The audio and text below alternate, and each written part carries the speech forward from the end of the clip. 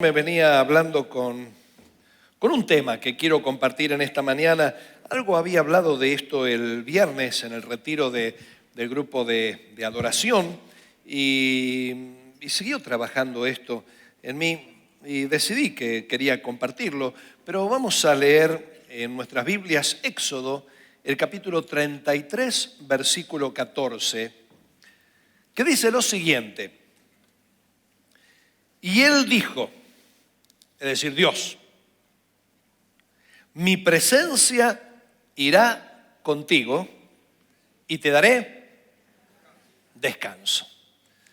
¿A quién se lo dijo Dios? Se lo dijo a Moisés. Resulta que Moisés tiene un encuentro después de un gran fracaso en el desierto, porque Moisés no solo se encontró con el desierto cuando llevó a la multitud, sino que antes tuvo una experiencia en el desierto. Vos a veces te preguntás por qué te tocan ciertos desiertos, porque Dios te está preparando para llevar a otros en medio de sus desiertos.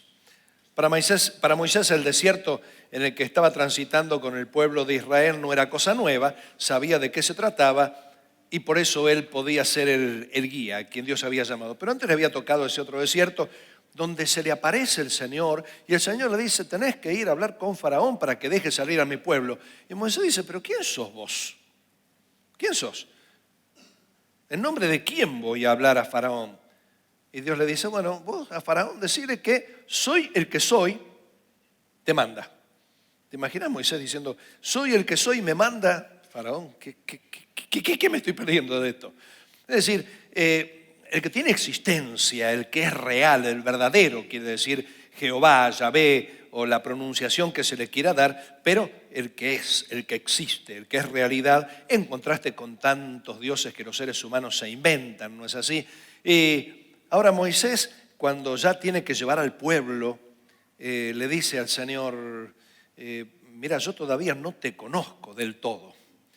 Qué interesante, Moisés era consciente que no había acabado de conocer a Dios, no había terminado de conocerlo, porque hay una realidad.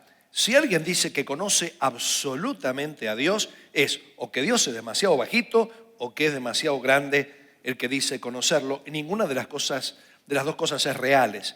Si los científicos más adelantados no pueden todavía develar los misterios del universo, cuánto menos se pueden conocer los misterios del creador del universo, que es muy superior, que es mucho más grande. Así que Moisés estaba diciendo: yo todavía no terminé de conocerte, yo no quiero mover un dedo, yo no quiero dar un paso si vos no me mandás a alguien que me acompañe. Porque claro, Moisés se crió en medio de un ambiente en el que todavía no estaba desarrollada la teología.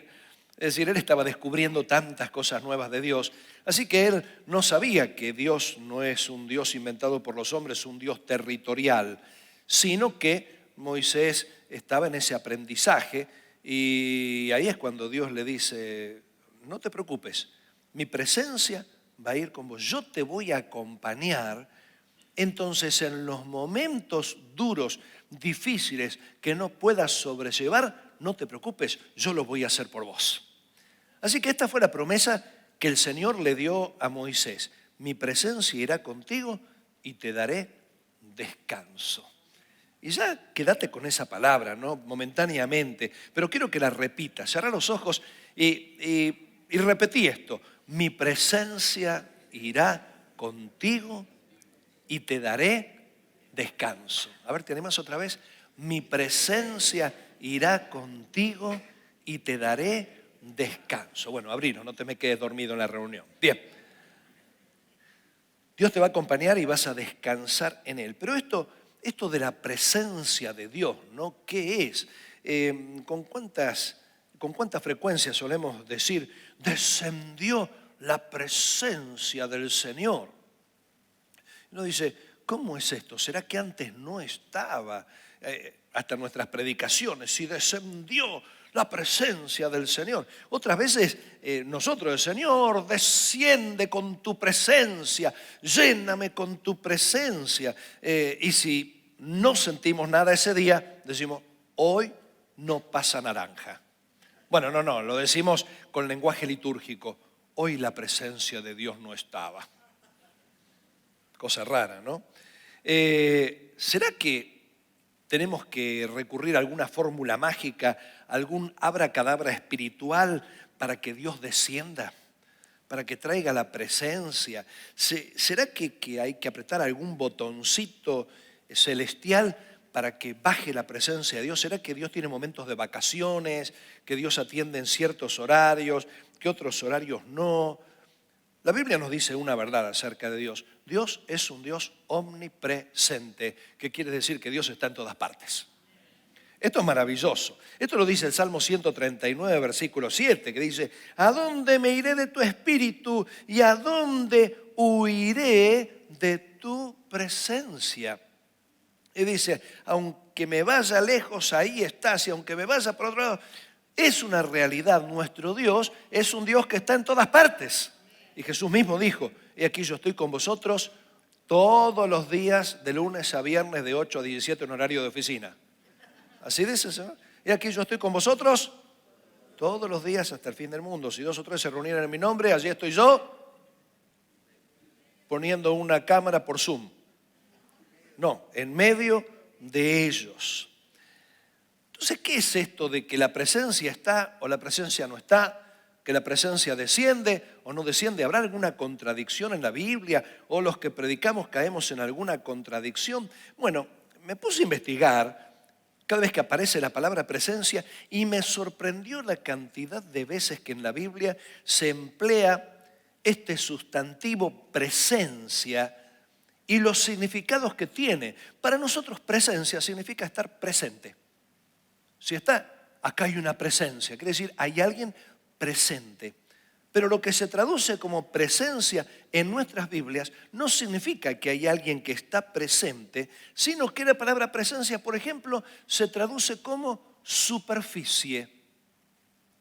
Cuando en Génesis encontramos, la tierra estaba desordenada y vacía, y el Espíritu de Dios se movía sobre la faz de las aguas, sobre la superficie, sobre la presencia de las aguas. Cuando nos encontramos de que se veía cara a cara a Dios, estaba hablando de la presencia, porque presencia también se traduce como faz, o como cara, o como rostro. De ahí que cada vez que la Biblia habla del rostro del Señor, está hablando de la presencia de Dios, de que se hace tangible la presencia de Dios. También quiere decir frente, es decir, no frente, esto que cada vez tengo más arriba, ¿no? Sino la fachada. A veces estar delante también se traduce como estar presencia. Entonces, el término presencia en realidad significa ver una parte de todo lo demás. La parte visible, la parte perceptible de algo mucho más profundo que no se llega a ver. Así que ya no se trata de que si Dios está o no está, porque Dios está. Pero cada vez que se habla de presencia del Señor, en realidad se está refiriendo a alguna manifestación que nos hace percibir que Dios está. Así que de esta manera nos encontramos con lo que es la presencia de Dios y algo muy importante, Dios quiere que en el culto se practique la presencia de Él. Es decir, ¿para qué está el culto? El culto está para concentrarnos en la presencia del Señor. Antes, en los tiempos antiguos, en los tiempos del Génesis, la presencia de Dios o la parte visible o esas manifestaciones de Dios eran esporádicas por aquí y por allá y estaban supeditadas a alguna experiencia especial o sobrenatural. Por eso cuando Jacob huía de Esaú, se encuentra en un lugar, Luz se llamaba ese lugar, y mientras está durmiendo, ve que desde el cielo se desenrolla una especie de escalera o escala, y ángeles subían y bajaban, y cuando Jacob despierta dice, qué terrible que es este lugar, es nada menos que casa de Dios y puerta del cielo, ciertamente Dios estaba en este lugar y yo no lo sabía.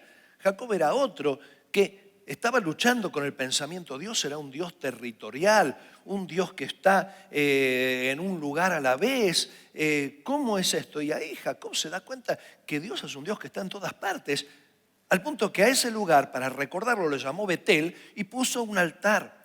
Los altares recordaban las manifestaciones de Dios por aquí, por allá y por otro lado. Cada vez que uno caminaba y se encontraba con un altar, uno decía, acá hubo una manifestación de Dios. Acá se vio algo especial del Dios que está en todas partes.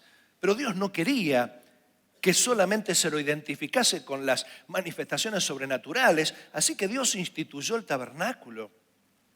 Y el tabernáculo tenía un corazón que era el arca del pacto, el arca de la alianza, el arca del testimonio, donde estaban las tablas de la ley, donde estaba la vara de Aarón, donde estaba parte del maná que se había recogido, guardándolo ahí, y donde se dice que Dios habitaba en medio de los querubines. Ahora el arca del pacto estaba en el lugar santísimo, y al lugar santísimo nadie podía ingresar, sino el sumo sacerdote una vez al año. Así que Dios estaba ya haciendo entender de que es un Dios que está en todas partes y que se tiene que saber que está su presencia, aunque no se lo perciba. Estaba el lugar santísimo. Luego estaba el lugar santo.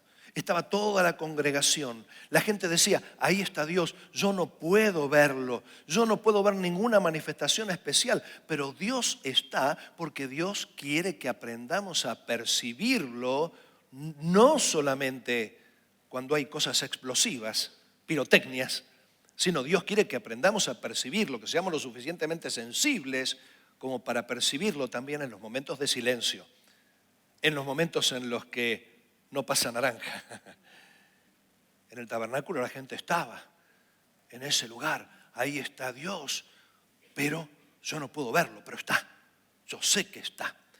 De esta forma queda instituida la idea de que en el culto Dios está, porque los sacerdotes, los levitas, eran los responsables de hacer tomar conciencia de la presencia de Dios. Eso hablábamos el viernes pasado con el grupo de adoración. Esta maravillosa gente que se fue de retiro, pero los que quedaron acá también, no se encargan solamente de tocar linda música y poner carita linda. Bueno, algunos hacen lo que pueden, ¿no? Pero el asunto es el ayudarnos a tomar conciencia que Dios está. Porque esto es uno de los problemas que a veces nosotros tenemos que enfrentar. Lo que sí sabemos, que cada vez que se percibe la presencia de Dios, hay gozo. El Salmo 16:11 dice, me mostrarás la senda de la vida. En tu presencia hay plenitud de gozo, delicias a tu diestra para siempre. Para estar a la diestra quiere decir estar cerca, estar en la presencia. O sea, presencia, diestra, es un paralelismo. Y cuando está hablando que hay plenitud de gozo, está hablando hay un gozo completo, y el término delicia significa placer. O sea que es un placer estar en la presencia de Dios. ¿Cuántos tienen placer en rendirle culto al Señor? Por algo el salmista decía, yo me alegré con los que me decían, vamos a comer un buen asado.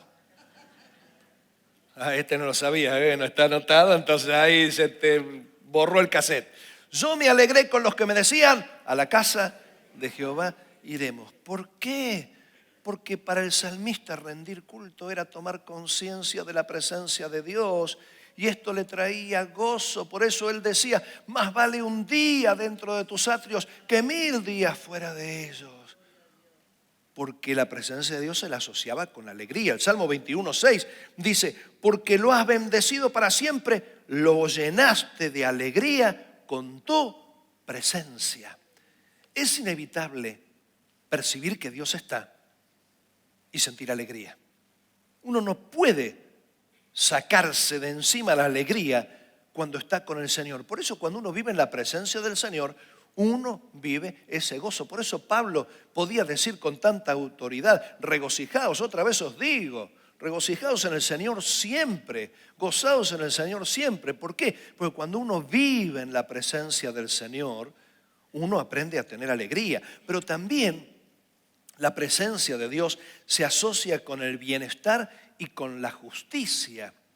Por ejemplo, el Salmo 17:2 dice: de tu presencia proceda mi vindicación.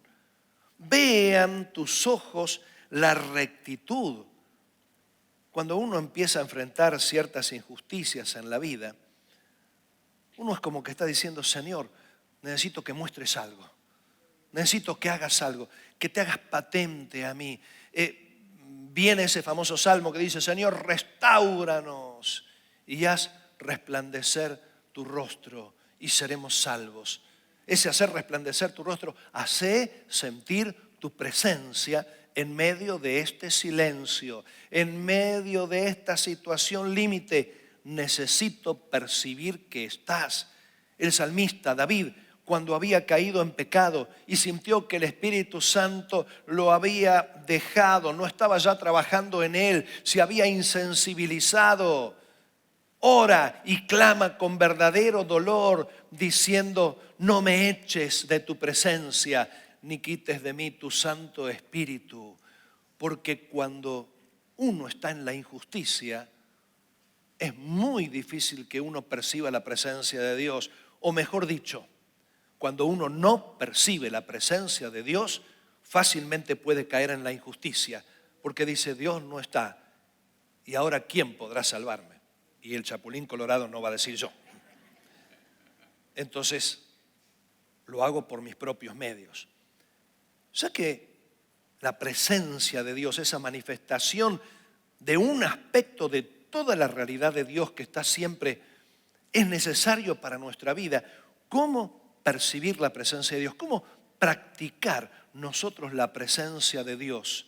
Bueno, quiero darles 4 tips acerca de la mejor manera de percibir la presencia de Dios. Pero acordate, no son 4 abracadabras para que aprietes el botón celestial y baje Dios y diga: aquí estoy. No, son para que vos aprendas a verlo a Dios cuando a veces cuesta verlo al Señor. La primera de ellas, alabándolo y adorándolo. El Salmo 95:2 nos dice: lleguemos ante su presencia con alabanza.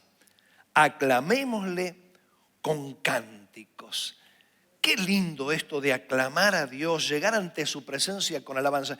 ¿Qué es alabar a Dios? Es proclamar las cosas que Él hace. ¿Cuánto hace que no proclamás las cosas que Él hace? Podés hacerlo de 2 maneras. Podés decírselo a las personas o podés decírtelo vos mismo.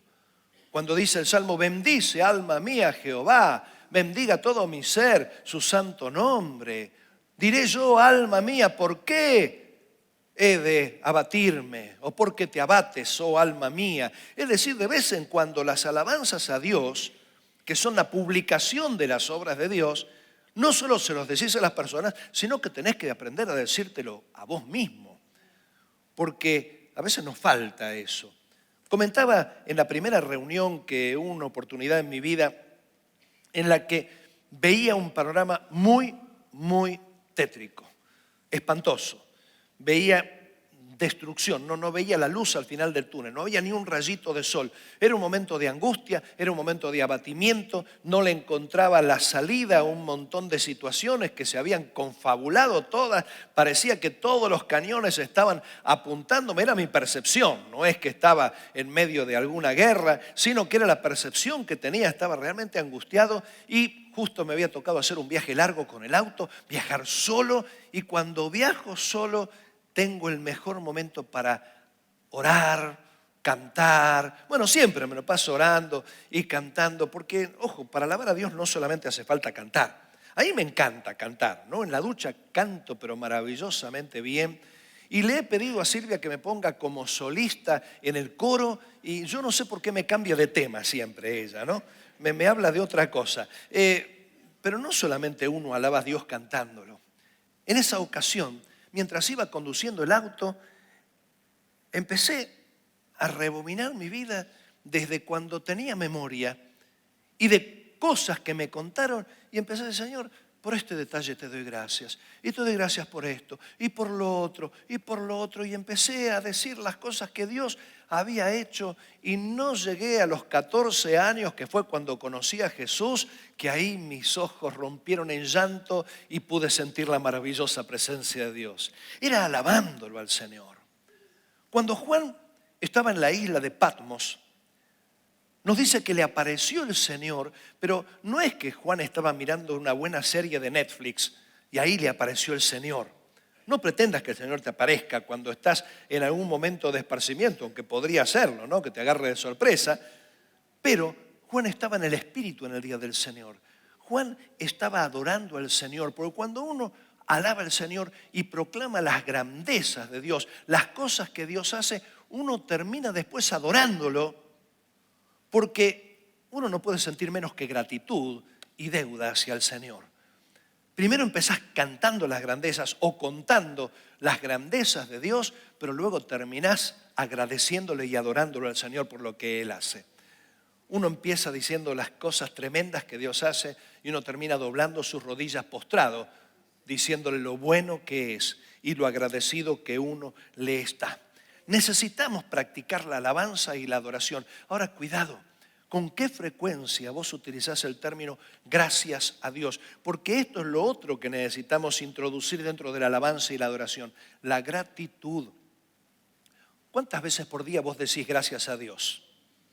A ver, ¿cuántos dicen varias veces al día gracias a Dios? Ah, qué lindo. ¿Y se lo dices a las personas? El otro día voy a la verdulería y estaba con los 2 nietos más chicos, así que les pedí que me acompañen a la verdulería, ellos contentos, y yo no sé este verdulero qué se le metió en la cabeza que puso un puestito de golosinas en la verdulería. No sabía, tenía ganas de denunciarlo. Y ahí empezaron, ¿no? ¡Ay, no, que esté para mí! Y yo ahí tratando de hacer de árbitro en esa lucha de poder, y de pronto una señora que estaba ahí pagando la verdura se da media vuelta, Edgardo. Resulta que era la mamá de unos compañeritos de nuestros hijos, Cristina, de Cintia y Pablo. ¿Cómo estás? Hacía un montón que no la veía. Y lo primero, ¿cómo está tu salud? Y ahí salió inmediatamente del corazón, gracias a Dios, muy bien. Y es como que los ojos, vi una apertura levemente mayor en los ojos, porque es como que las personas cada vez escuchan menos gracias a Dios.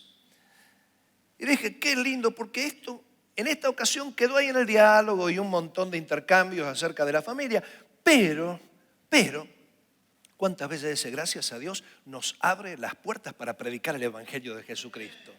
Y cuando salís de ese lugar salís con un gozo bárbaro. Así que la alabanza y la adoración son agentes maravillosos para percibir la presencia del Señor. Trataba de ilustrarlo de alguna forma y me acordé de una vieja serie que solía ver cuando era chico, El hombre invisible. Los de la década del 60 se rieron, los demás dicen, ¿qué es eso, no? El hombre invisible era blanco y negro, por lo menos lo que llegaba en los años 60 en Argentina, el tipo con un sombrerito tipo Mike Hammer, bueno, otro que tampoco conocés, no Martillo Hammer, otro, un sombrerito ahí tipo tirolés, como usaban en ese tiempo, toda la cara vendada y unos anteojos, ¿no? Y empezaba la serie con que iba sacando la venda y de pronto no se veía nada. Y me fascinaba ver cómo la gente volaba por piñas imaginarias que repartía el tipo, ¿no? Y cómo hacía cosas. Hasta yo quería jugar al hombre invisible cuando le sacaba los chocolates a mi abuela, pero siempre me encontraba, me veía visible, ¿no? Y yo no sé si se me metió en la cabeza o qué, pero tengo la idea, capaz que mezclé un montón de historias, pero tengo la idea que un día al hombre invisible lo descubrieron porque un tipo tiró pintura y de pronto se hizo visible, le cayó pintura al hombre invisible. Se terminó la serie ahí, ¿no? Ahora yo dije, esta es la forma de alabar a Dios. Cuando vos lo alabás a Dios y lo adorás, lo vas pintando. Lo vas pintando con todo lo que vos le estás diciendo al Señor. y vas repitiendo todas las cosas que Dios hace y de pronto lo ves, lo percibís. Píntalo a Dios con tus alabanzas. Adornalo con tu adoración y se va a hacer tangible para vos. Segundo tip, tratándolo de ver en cada episodio de la vida. Proverbios el capítulo 3, versículo 6 dice: reconócelo en todos tus caminos y Él enderezará tus veredas. El término reconocer significa volver a conocer. En otras palabras, yo no reconozco si no conozco antes. ¿Entendés lo que te digo, no? Para reconocer algo tengo que haberlo conocido antes. Si no, lo estoy conociendo. Primera vez conoces, segunda vez reconoces. En otras palabras, cuando uno conoce a Dios, empieza a reconocerlo en las pequeñas cosas de la vida. Los que no conocen a Dios no lo pueden ver. No tienen manera de verlo. No, y si Dios existe, ¿por qué esto? Sin embargo, los que conocemos a Dios tenemos otra lectura de la vida. Tenemos otra perspectiva. Tenemos otra mirada. Por eso qué importante que es conocerlo al Señor. Pero uno dice, ¿cómo lo puedo conocer? Al principio te va a costar asociar al Dios que conoces. Y vos decís, ¿cómo puedo conocerlo? Bueno, Jesucristo lo ha dado a conocer al Padre. Vos lo conocés a Jesús, vos lo conocés a Dios. Y empezás a reconocer las obras de Dios. Es un ejercicio, así como aquellos que son buscadores de oro en las minas. Si a mí me mandaran a buscar oro, me muero de hambre. ¿Por qué? Porque ¿qué es? A mí me pueden vender bronce y para mí es oro.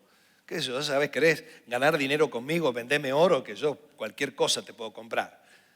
Ahora, el verdadero minero lo reconoce, lo puede ver porque está acostumbrado a buscar y va afinando los sentidos. Y vos tenés que aprender a verlo en cada detalle de la vida. Pero en especial, Colosenses capítulo 3, versículo 16, dice: la palabra de Cristo more en abundancia en vosotros, enseñándoos y exhortándoos unos a otros en toda sabiduría, cantando con gracia en vuestros corazones al Señor con salmos e himnos y cánticos espirituales. Es decir, a través de la palabra yo lo conozco a Dios. Cuanto vos más lees la palabra de Dios, lo conoces. ¿Por qué? Porque cualquiera puede tener una percepción distinta de Dios. ¿Por qué hay tantas religiones en el mundo? Porque las religiones son la consecuencia de lo que cada uno percibe por sí mismo de Dios. No podemos conocerlo a Dios. Por lo que te dije, Dios es muy alto, Dios es el creador del universo. No se lo puede entender, es una soberbia intentar comprender o juzgar las acciones de Dios cuando no entendemos nada. Ahora, ¿qué ocurre? Cuando yo intento conocerlo a Dios por mis medios, veo algunas cosas y otras las percibo muy, muy mal. Por eso nos encontramos con tantos grupos religiosos que creen diferentes cosas. La única manera de conocer la verdad de Dios es cuando Dios lo muestra de Él. Esta es la revelación de Dios. La única forma que podemos conocer al Dios verdadero es cuando Él se revela, porque nuestra percepción está distorsionada, nuestras lentes están manchadas. ¿Y cómo se revela Dios? A través de su palabra, su maravillosa palabra que es la Biblia. ¿Lees la Biblia? Si no lees la Biblia, no vas a poder reconocerlo a Dios en cada episodio de la vida. Porque la Biblia te enseña cómo es Dios. La Biblia te enseña lo que hace Dios. Y ahí aprendes a reconocerlo en aquellos eventos que te ocurren. Cuando lees la palabra de Dios, Él te habla, y cuando Él te habla, te das cuenta que es real. Hace muchos años atrás se había popularizado un eslogan cristiano, ¿no? En el siglo pasado, un filósofo, Nietzsche, él decía: Dios ha muerto, como diciendo que Dios era un invento social, era un invento humano y que el ser humano se había encargado de progresar y evolucionar lo suficiente como para destituirlo a Dios. Nietzsche, un pesimista que hablaba de que la vida no tenía más remedio y Dios tampoco tenía más remedio. Así que decía, Dios ha muerto. Y décadas atrás a algún creyente se le ocurrió escribir lo siguiente: Dios ha muerto, y abajo, mentira, yo hablé con él esta mañana. Es decir, cuando uno lo conoce a Dios, cuando uno dialoga con Dios, es entonces cuando uno percibe su presencia.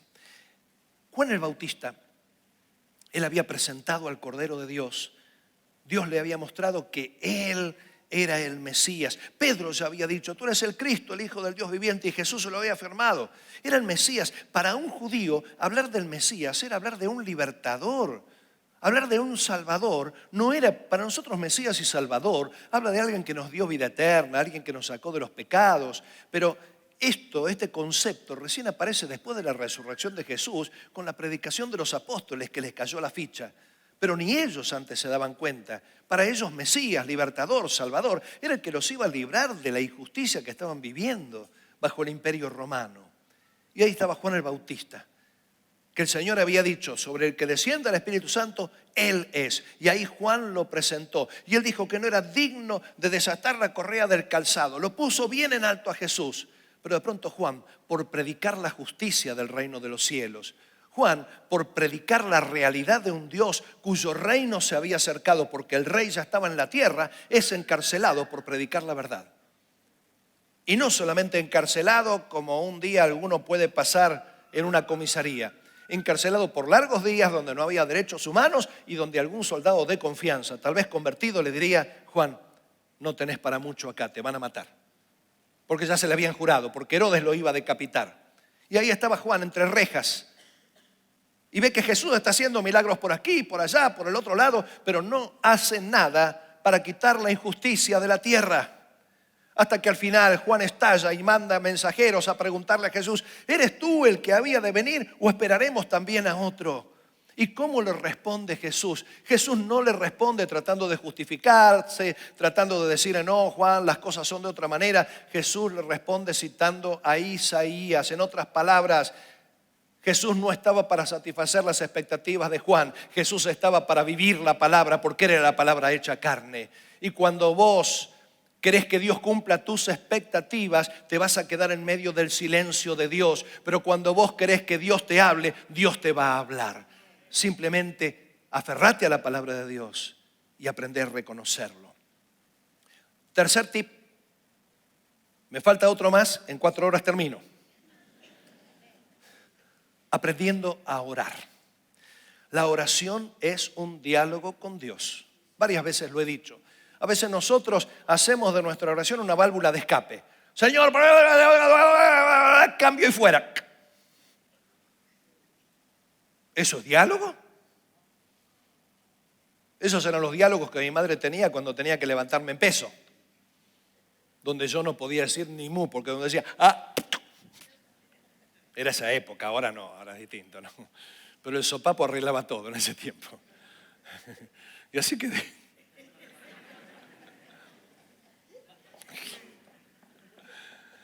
Ahora bien, en la oración hay tiempo de meditación. Filipenses 4, versículos 6 a 7 dice: por nada estéis afanosos, sino sean conocidas vuestras peticiones delante de Dios en toda oración y ruego con acción de gracias. Y la paz de Dios, que sobrepasa todo entendimiento, guardará vuestros corazones y vuestros pensamientos en Cristo Jesús. En medio de la oración está la meditación, donde uno aprende a concentrarse en el Señor. Y Dios te empieza a hablar. No esperes que venga una voz audible que diga: Edgardo, me caigo muerto ahí ese día, ¿no? Dios habla a tu corazón porque tenés el Espíritu Santo. Entonces Dios te habla en tu interior. ¿Pero le das tiempo a Dios? ¿O tu oración es un reportándome? Necesitas tener tiempo. Cuando vos orás, lo haces a Dios real en tu vida, te concentrás en Él, te concentrás en tu interlocutor y practicás su presencia. Pero termino diciéndote que podés practicar la presencia de Dios cuando mantenés tu fe intacta en medio de los desiertos. Los desiertos son necesarios para desarrollar nuestra fe. Los necesitamos. Los desiertos son necesarios para crecer. Días atrás estaba leyendo un libro de neurociencias y este libro decía algo muy interesante, que cuando uno se encuentra en el estado de alegría, uno está muy bien dispuesto a creer mentiras. Así que si un día te encontrás con un vendedor buena onda, huí. Porque termina ofreciéndote un cenicero para moto. Te vende un buzón. Porque cuando uno está alegre, recibe todo. Dicen que cuando uno come normalmente se pone alegre, empieza a segregar el organismo ciertas hormonas y neurotransmisores que a uno lo ponen alegre. Por eso en medio de las comidas se hacen los grandes negocios. Pero ¿sabes qué? Compras buzones. Pero cuando uno está triste, este libro comentaba que uno se pone más crítico, analítico y reflexivo. Las tristezas que son consecuencia de algún error cometido son tristezas que permiten aprendizaje, que permiten crecimiento. Y a veces nosotros queremos saltar de alegría en alegría. Y ahí recibimos mentira tras mentira.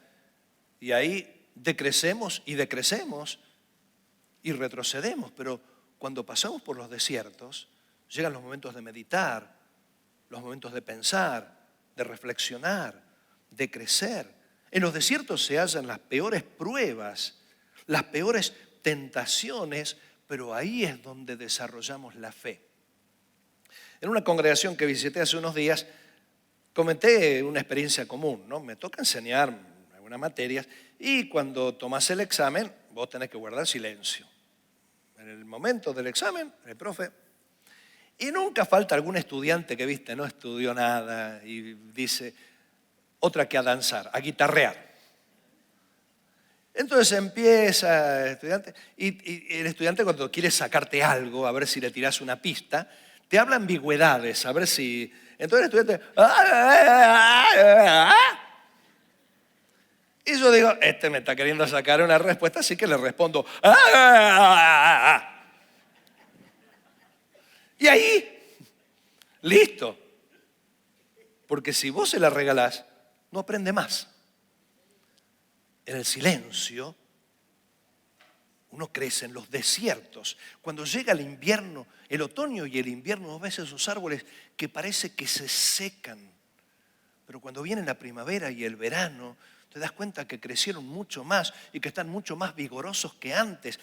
En esos momentos es cuando tenemos que aprender a mantenernos en pie, en fe, recordando aquellos momentos en los que la presencia de Dios se manifestaba. Hebreos, el capítulo 11, versículo 27 dice, por la fe, hablando de Moisés, dejó a Egipto no temiendo la ira del rey, porque se sostuvo como viendo al invisible. En otras palabras, Dios no estaba haciendo nada, pero Moisés tomó la decisión de salir y en el momento que habló con Faraón, Dios no estaba dándole letra. En el momento que desafió a Faraón, Dios no estaba haciendo nada. En el momento que decide salir con el pueblo, que era una gran responsabilidad, en medio de ese desierto, tuvo situaciones difíciles, situaciones feas. Y no estoy hablando de malas rachas que pierde por 3 fines de semana seguidos tu club de fútbol. No. Estoy hablando de cosas grosas. Estaba en juego mucho. Estaban sobre sus hombros millones de almas. Sin embargo, ¿qué lo hizo mantenerse en pie a pesar de tanta adversidad? Porque él podía ver al que no se podía ver. Esto es practicar la presencia de Dios por fe. El Salmo 40, versículos 16 y 17, y ya con esto termino, dice, gócense y alégrense en ti todos los que te buscan. ¿Qué es buscar? El verbo buscar en el Antiguo Testamento significa tratar de entender a Dios, tratar de hallar a Dios, porque vas a encontrarte en situaciones en tu vida en las que te vas a preguntar, ¿pero dónde está Dios en esto? ¿Qué pasa con Dios en medio de esta situación? ¿Qué tiene que ver Dios con esta tragedia o esto que estoy viviendo? Y ahí es cuando uno empieza a buscar a Dios. Y ahí es cuando uno se da cuenta que Dios estaba aquí, allá, en el otro lado, trabajando en la vida. Alégrense en ti los que te buscan y digan siempre los que aman tu salvación, Jehová sea enaltecido. Y el versículo 17 dice, aunque afligido yo y necesitado, Jehová pensará en mí. Mi ayuda y mi libertador eres tú. Dios mío, no te tardes. En otras palabras, el salmista dice, aunque afligido yo y necesitado. En otra versión dice, aunque yo esté con necesidad y pobreza, aunque no tenga nada, el Señor pensará en mí. ¿Y qué significa pensar? Lo busqué. Pensar significa trenzar, por ejemplo. Se utiliza ese verbo cada vez que se habla de una trenza. También se utiliza el verbo para calcular. Cuando uno está haciendo cálculos, usa esa palabra, pensar. Cuando alguien está fabricando algo, está pensando. Cuando alguien está tejiendo algo, está preparando. ¿Viste alguna vez a alguna persona tejer? ¿Ves que está tejiendo? Y le preguntás, ¿qué estás haciendo? No te va a decir, no sé, lo que salga. Teje sabiendo lo que va a hacer, cómo lo va a hacer y para quién lo va a hacer. Quien teje, teje a medida.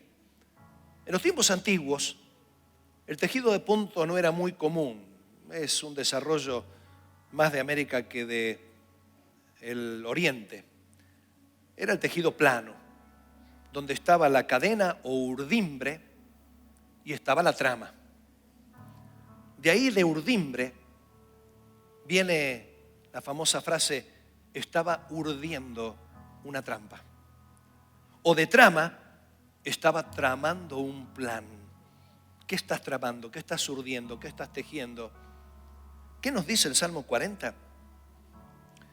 Que aunque yo hoy me sienta en medio de una gran necesidad, en medio de un silencio de Dios, con pérdidas, con injusticias sostenidas, con dolores sostenidos, con angustias sostenidas, enfermedades sostenidas, problemas sostenidos. Eso no quiere decir que Dios está inactivo o ausente.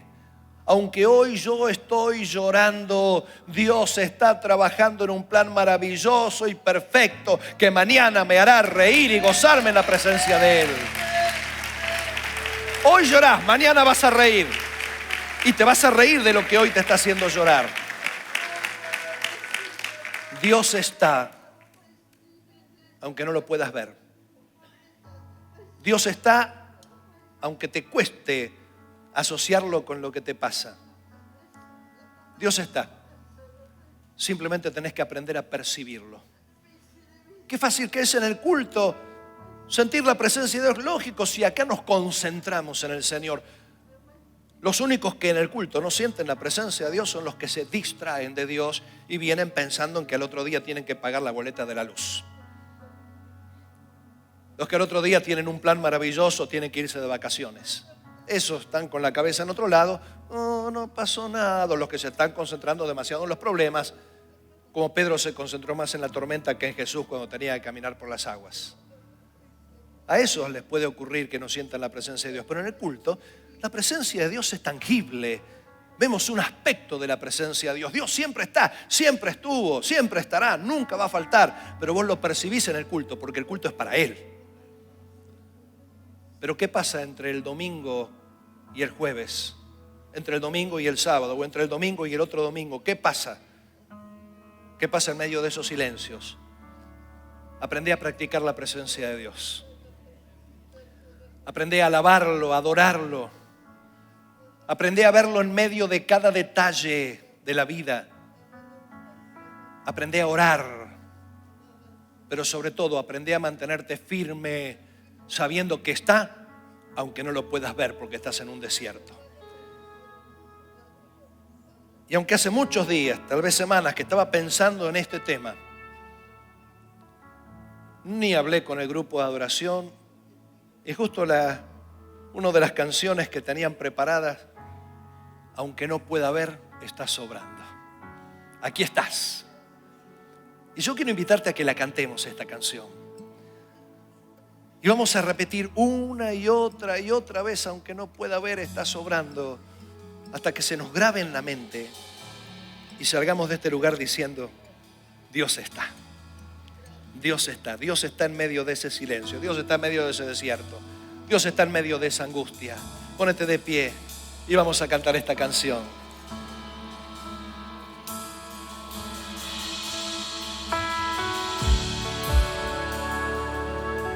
Y mientras estamos cantando, concéntrate en Él, palpá su gloria, disfrútalo y apropiate de esa imagen para trasladarla cada día de tu vida, no solamente cuando hay culto hacia Él, sino cuando las cosas están difíciles. Mantenete en pie. Debemos mover, te adoraré, te adoraré. Aquí estás, obrando en mí. Te adoraré, te adoraré. Aquí estás, debemos mover. Te adoraré, te adoraré. Aquí estás, obrando en mí. Te adoraré, te adoraré. Fuerte. Milagroso, abres caminos, cumples promesas, luz en tinieblas, mi Dios, así eres tú. Milagroso, abres caminos, cumples promesas, luz en tinieblas, mi Dios, así eres tú. Aquí estás, tocando mi corazón. Te adoraré, te adoraré. Aquí estás, sanando mi corazón. Te adoraré, te adoraré. Milagroso, abres caminos, cumples promesas, luz en tinieblas, mi Dios, así eres tú. Dios va a abrir caminos donde no los hay. Milagroso, abres caminos, cumples promesas, luz en tinieblas, mi Dios, así eres tú. Aunque no pueda ver, está sobrando. Créelo de todo corazón. No lo puedes ver, pero Él está haciendo. Él está tejiendo. Él está fabricando un plan maravilloso. Él tiene victoria para tu vida. Jesucristo es la máxima victoria que te ha dado vida eterna. Pero junto con Él todas las cosas. Siempre estás sobrando.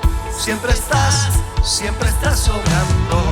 Aunque no pueda ver, estás sobrando. Aunque no pueda ver, estás sobrando. Siempre estás sobrando. Siempre estás sobrando. Aunque no pueda ver, estás sobrando. Aunque no pueda ver, estás sobrando. Siempre estás sobrando. Siempre estás sobrando. Milagroso,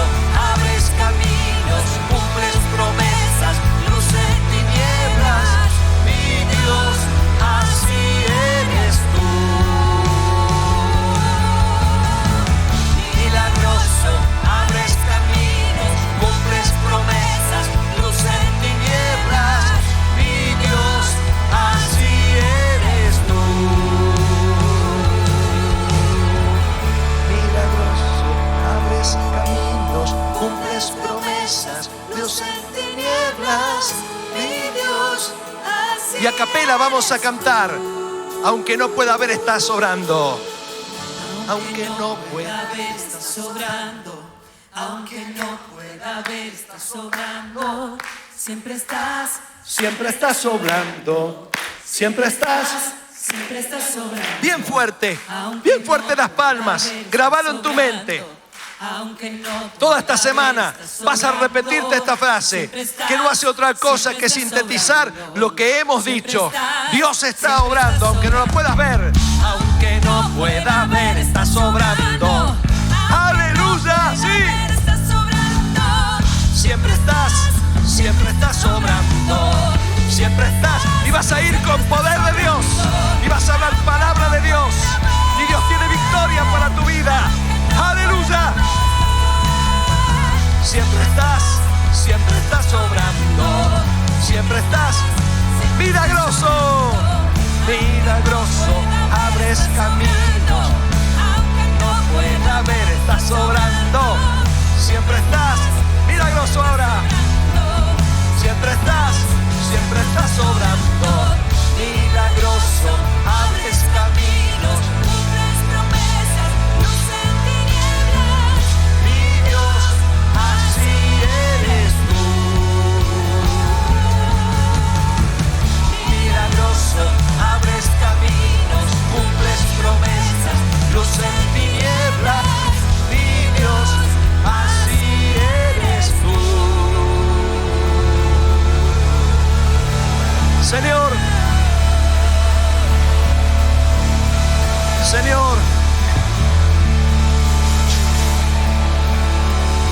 en esta mañana, Señor, te pido por aquellos creyentes que hace días, tal vez semanas y meses, que están enfrentando situaciones difíciles, que les cuesta levantar sus cabezas, que pasaron de la tristeza a la depresión y a la angustia, que están abatidos, que como Job te ven lejos, tan lejos que no pueden escuchar tu voz. Señor, que a partir de hoy comiencen a practicar tu presencia, comiencen a alabarte, a adorarte, que empiecen a verte en esas pequeñas cosas que son las grandes cosas, que oren, pero por sobre todo, que empiecen a verte por fe, mantenerse en pie como viéndote, Dios invisible pero real. Señor, que esta semana sea la semana de victoria para muchos que están con sus cabezas bajas, que puedan levantarlas, gozarse y adorar tu nombre. Te lo pedimos en el precioso nombre de Jesús. Amén y amén. Dios te bendiga. Que tengas una hermosa semana.